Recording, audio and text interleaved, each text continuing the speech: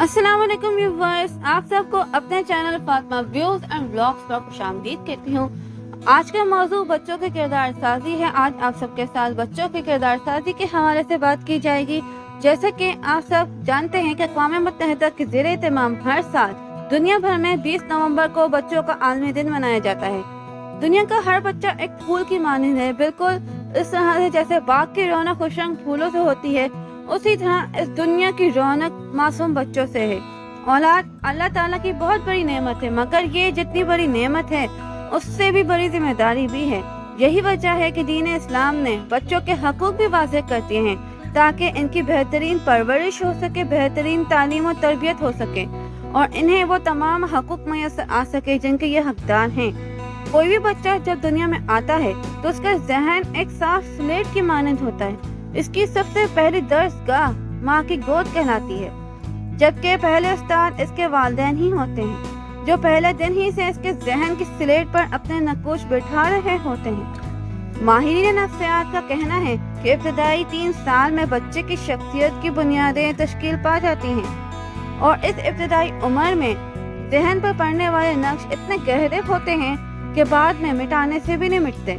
इस लिहाज से वालिदैन की जिम्मेदारी बहुत ज्यादा बढ़ जाती है कि वो अपनी गोद में मौजूद मासूम जानों की परवरिश किस तरह से कर रहे हैं। इस नन्हे बीज की निगहदाश्त अगर 10-12 साल मेहनत कर ली जाए तो 50-60 साल तक मुआशरा इसके तनावर दर्द से साया भी हासिल करेगा और फल भी खाएगा। जिस तरह से किसान की मेहनत, देखभाल और मंसूबा बंदी के बगैर उम्दा फसल हासिल नहीं हो सकती, बिल्कुल इसी तरह से वालिदैन की मेहनत, देखभाल और मंसूबा बंदी के बगैर मुआशरा अच्छे इंसान नहीं पा सकता।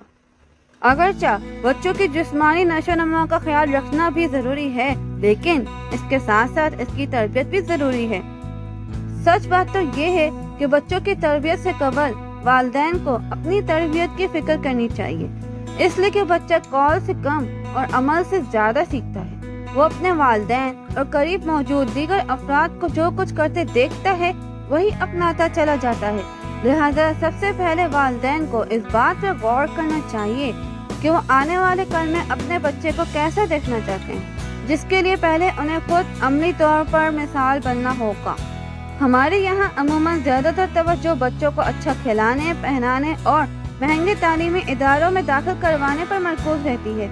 हालांकि असल फिक्र शख्सियत के बुनियादी सतूनों की मजबूती होनी चाहिए, जिसके लिए उम्र का इब्तिदाई हिस्सा इंतहाई अहमियत रखता है। मुसलमान वालिदैन के लिए तो अल्लाह ताला ने पहली जिम्मेदारी यही करार दी गई है कि बचाओ अपने आप को और अपने अहले अयाल को इस आग से जिसका ईंधन इंसान और पत्थर होंगे। सूरह तहरीम आयत नंबर 6 में बयान किया गया है और इस आयत का तर्जुमा हज़रत अली रज़ी अल्लाह ताला अन्हु ने इस तरह से किया है कि अपनी औलाद को तालीम दो और उनको अदब सिखाओ।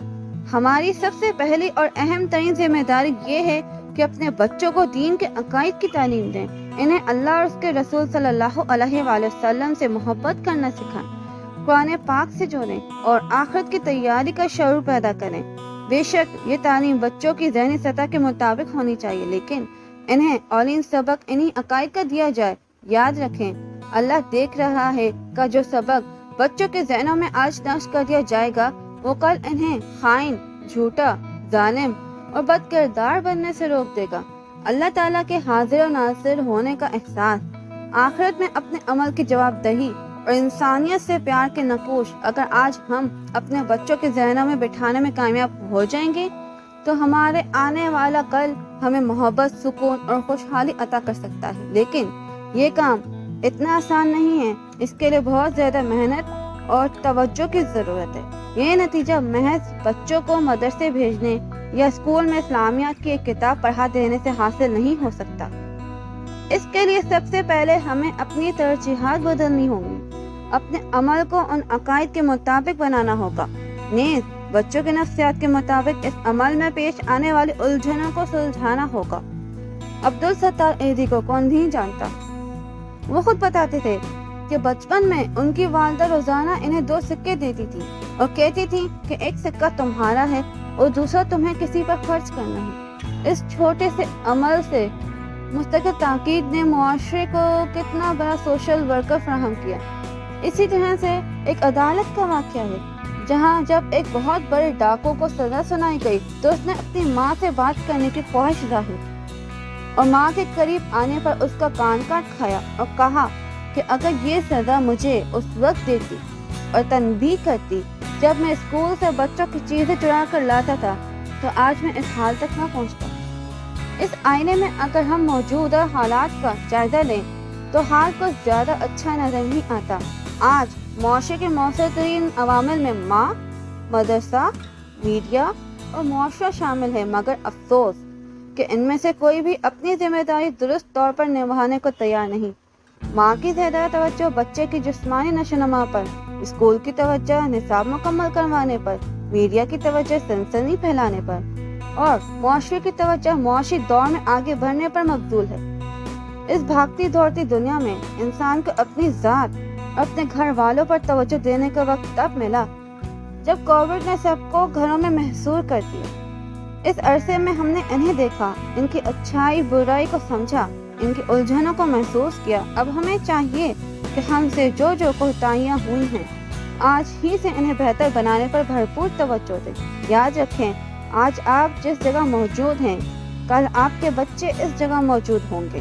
اللہ تعالیٰ کی طرف سے جتنے بھی انبیاء آئے ہیں وہ انسان سازی کے لیے بھیجے گئے کہ ایک انسان کی تربیت سے پورے جہاں کی تربیت ہو سکتی ہے۔ تو آئیے ہم سب مل جل کر ان ننھے منھے انسانوں کی تربیت کریں جو ہمارا مستقبل ہے، جو ہمارے مستقبل کے معمار ہیں۔ امید کرتی ہوں کہ آج کی ویڈیو، آج کا موضوع آپ سب کو پسند آیا ہوگا۔ کمنٹ سیکشن میں ضرور بتائیے گا، اپنی رائے کا اظہار ضرور کیجیے گا۔ نئی ویڈیو میں نئے موضوع کے ساتھ حاضر ہوں گی، تب تک کے لیے اللہ حافظ۔